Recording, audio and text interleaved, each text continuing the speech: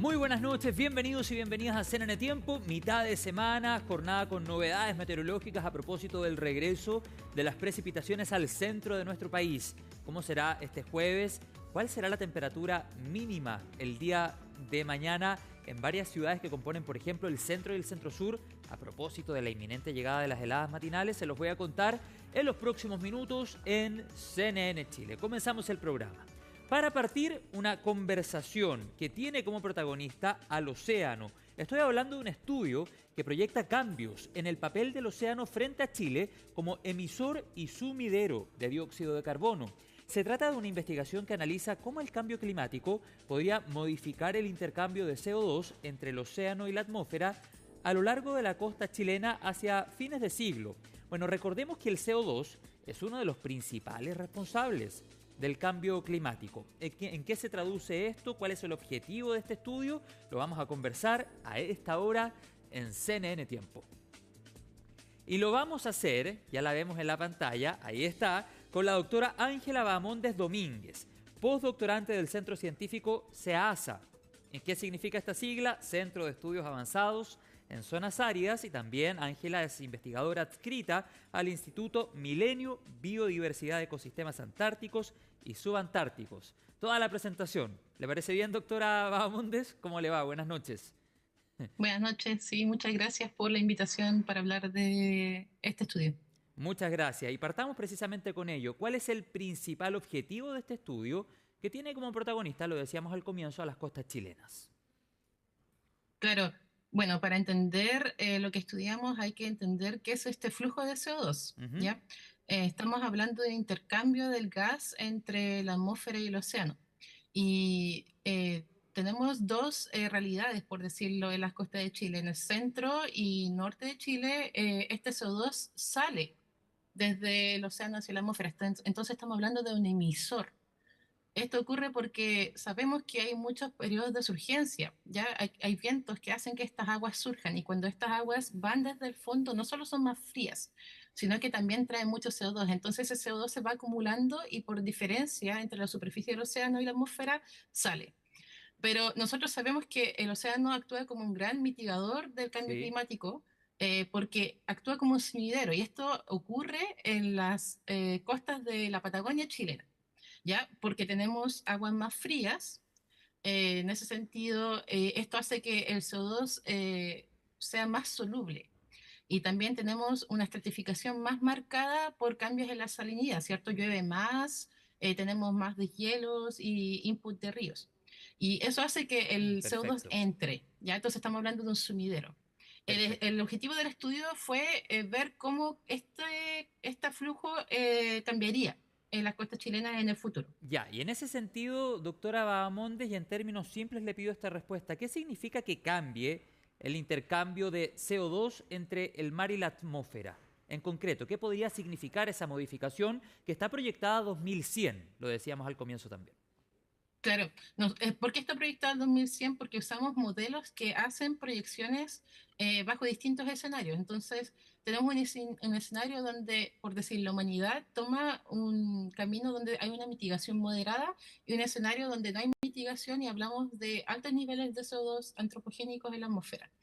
Estamos viendo con los resultados de estos modelos que las zonas de surgencia del centro y norte de Chile cambiarían mucho más rápido que la Patagonia, y la capacidad de absorción del océano como amortiguador del CO2 también disminuiría.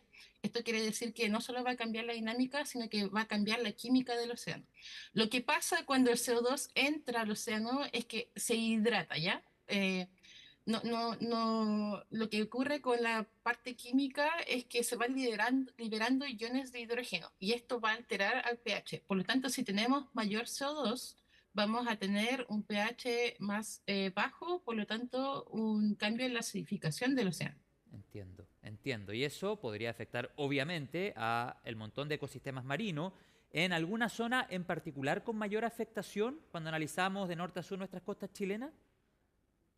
Bueno, ambas regiones que tienen una dinámica distinta, Sí. centro y norte, que es de la surgencia, y la Patagonia, se van a ver afectadas, pero nosotros observamos con los modelos que bajo un escenario de altas emisiones, el mayor cambio y más rápido va a ocurrir en las zonas de surgencia. Em, Esto, claro, tiene un efecto, esto no es algo que estudiamos específicamente en el estudio, pero sabemos que el efecto de la acidificación oceánica no solo va a afectar a las migraciones de peces que llegan a las costas, sino que a los organismos que viven en el fondo marino, que no se pueden mover. Ah, ya, mire, ahí se ejemplifica lo que yo señalaba anteriormente.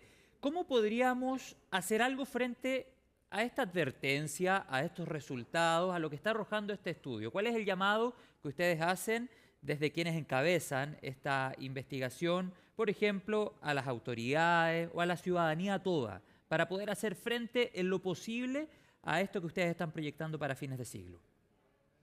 Bueno, los resultados muestran que si uno mitiga el cambio climático, hay una diferencia. La dinámica que existe históricamente se preserva de cierta manera. Pero si no mitigamos este cambio climático, vamos a experimentar cambios mucho más drásticos. Entonces, no solo es importante ver los efectos que puede tener este cambio climático en el océano, sino también cómo podemos mitigar en sí el cambio climático.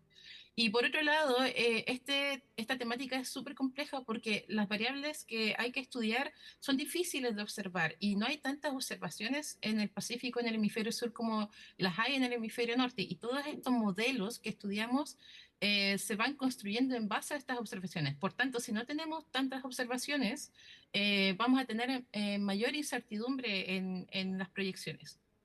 Ya, pero en ese sentido, doctora, me imagino que hay un llamado a la comunidad toda pensando en el impacto que tiene una proyección de estas características, le insisto en ese punto. Y por otro lado, a Mm. propósito de lo que señalaba al finalizar, ¿qué nos falta para tener un mapeo, una visión, una mirada más precisa de lo que va a suceder en nuestra costa en el mediano y en el largo plazo, cuando pensamos, por ejemplo, en el 2100? ¿Qué está observando usted en las herramientas que tenemos a disposición para hacer una observación lo más precisa posible? No solo de este tema, sino en términos generales, cuando hablamos del mar, que acompaña toda la geografía de nuestro país. Es súper relevante. Como bien lo dice, nos falta un mayor mapeo, nos faltan más observaciones de las variables del ciclo que influyen en el ciclo del carbonato. Estas variables logísticamente son súper difíciles de obtener y también requieren de un alto costo porque hay que salir en bote a tomarlas y todo eso y no tenemos muchas observaciones. Tampoco tenemos, hay expertos que pueden tomarlas, pero tampoco tenemos tantos expertos. Entonces, en general, yo diría que falta mayor inversión para tener un mapeo más integral de las costas chilenas, ¿Qué pero no herramientas se solamente requerirían, por ejemplo? se requieren expertos que puedan ir al laboratorio, tomar estas observaciones Ujú. y para que luego las personas que trabajamos con modelos podamos usarlas. Ya, o sea, se requiere más profesionales, más tecnología, me imagino, inversión, Más tecnología, recursos, mayor inversión, platas claro. para hacer, por supuesto, un mayor o mejor, más bien, mapeo de nuestras costas. Ya para ir Sí, cerrando, porque dígame. lo interesante es que los modelos que usamos son modelos de alta complejidad, pero son globales, ¿ya? Entonces, eso quiere decir que la resolución no es tan alta. Estamos hablando de 100 kilómetros. Por lo tanto, necesitamos mayor esfuerzo en modelación que sea de alta resolución para poder resolver los procesos a una escala más alta. Y para eso necesitamos estas observaciones. Entonces, hago el hincapié en ese sentido también.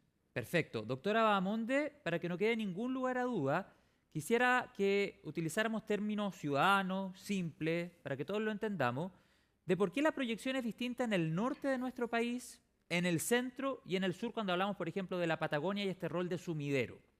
Me gustaría que quedara completamente claro por qué el impacto en estos diferentes territorios o zonas más bien de Chile sería diferente.